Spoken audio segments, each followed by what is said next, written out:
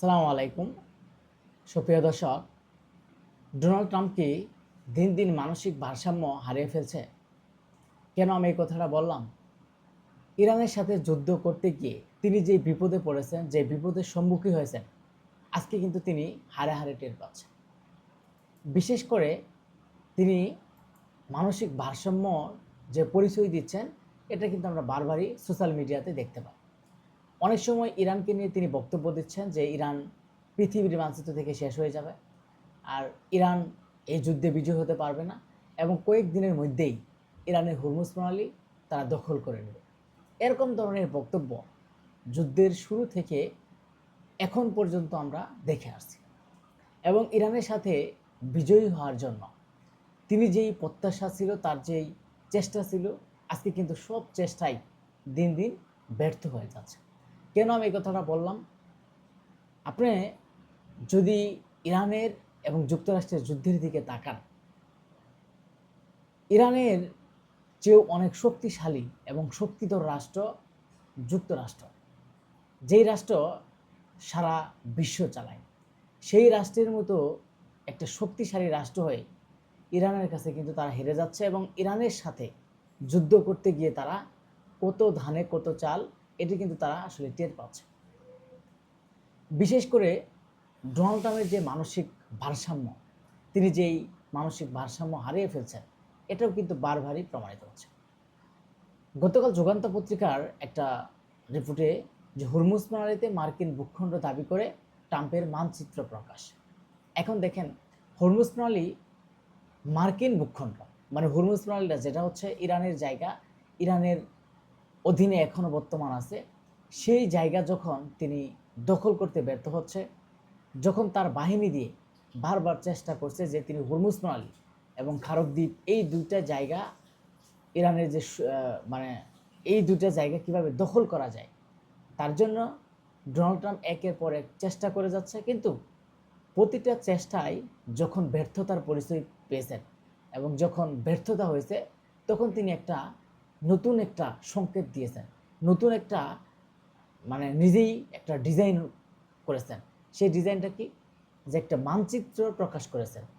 একটা কথা হচ্ছে যে আপনার জায়গা জমি যদি না থাকে, আপনার যদি অন্যের জমি অন্যের জায়গা, সেটা যদি আপনি নিজে নিজেই একটা মানচিত্র প্রকাশ করে আপনি বলেন সেটা আমার জায়গা, সেটা কি হবে?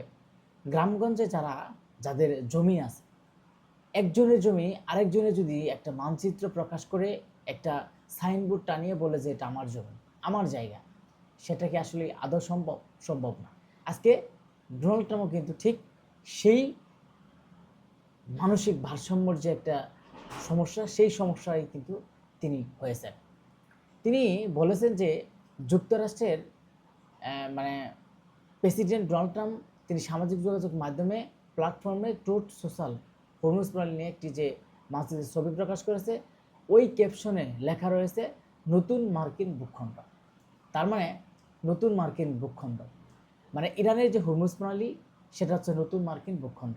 কিন্তু ইরানের জায়গা বারবার দখল করতে যে ব্যর্থ হয়েছে ডোনাল্ড ট্রাম্প, এবং যুক্তরাষ্ট্রের মতো শক্তিধর রাষ্ট্র হয়ে বারবার যখন ইরানের কাছে ব্যর্থতার প্রমাণ দিয়েছে, তখন এখন তিনি নিজেই একটা মানচিত্র প্রকাশ করে যে কীভাবে সেই হরমুজ প্রণালী আমাদের নিয়ন্ত্রণে নেওয়া যায়। দেখেন, আরব আমিরাতের যে দেশগুলো আছে, সেই দেশগুলোকে নিয়ে, সেই দেশগুলোকে একত্র করে, সেই দেশগুলোর সহযোগিতা নিয়ে, সেই দেশের মার্কিন ঘাঁটি দিয়ে, সেই মার্কিন ঘাঁটি থেকে যুদ্ধ করেও ইরানের সাথে পারছে।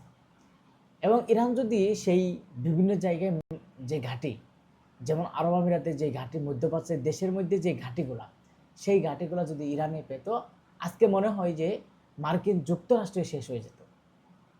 কিন্তু এত কিছু ঘাঁটি পাওয়ার পরেও যখন ইরানের কাছে তারা পারছে না, ইরানের কাছে হেরে যাচ্ছে, তখন ডোনাল্ড ট্রাম্পের একটা যেই ছক, নীল নকশার একটা ছক তিনি প্রকাশ করলেন। আসলে আমরা আগে থেকেই বলি যে ডোনাল্ড ট্রাম্প একটা মানসিক ভারসাম্য রোগী। কেন এই কথাটা বলি? যে তিনি কখন কি বলেন, তিনি আসলে সঠিকভাবে তিনি নিজেই জানেন না। তার মনে যা চা তিনি কিন্তু তাই করেন। এই হরমুজ প্রণালীর দখল নিয়ে আজ পর্যন্ত যত রকমের চেষ্টা সব করেছে।